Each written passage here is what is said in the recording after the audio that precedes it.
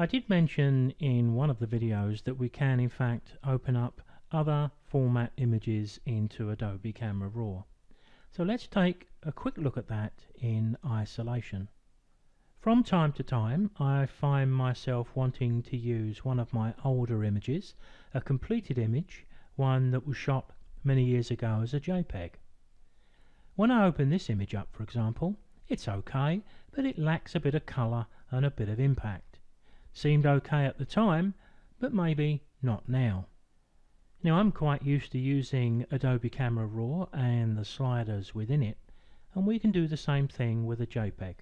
Of course we're not going to have the same power that we would have with a RAW file, but the tools are still pretty good to use. So let me demonstrate by opening this image up into Camera Raw. As you can see, it's opened up into Photoshop, and Camera Raw opens up from Photoshop as a filter. So we go to the filter menu, top left of the screen, and there's the option we want, Camera Raw Filter. When Camera Raw opens, it looks much the same as we're used to, but you will notice there's no ability to crop up at the top left. But of course this image has already been manipulated sometime in the past, so we don't have a massive amount of work to do here. All I think I would possibly do is maybe drop the blacks a little bit of clarity.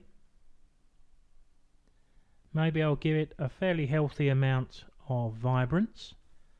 I'll use a graduated filter at the top to just drag down over that sky. Maybe I'll make the sky a little bit of a nicer blue, just take down the exposure a little bit, and straight away we've got quite an improvement in the image. Maybe I'm getting a little bit too much on that tree over there, but I don't think that's too bad. In fact, I may even just drag up a little bit of shading from the bottom, maybe not quite as much as that. And then finally, my old favourite, the radial filter. Double click, right click and reset, V key to hide, drop down the exposure. Now if we touch the P key on the keyboard, we can see a before and after. So when it popped on screen it didn't look too bad, but I think we've made quite a substantial improvement in it in just a couple of seconds.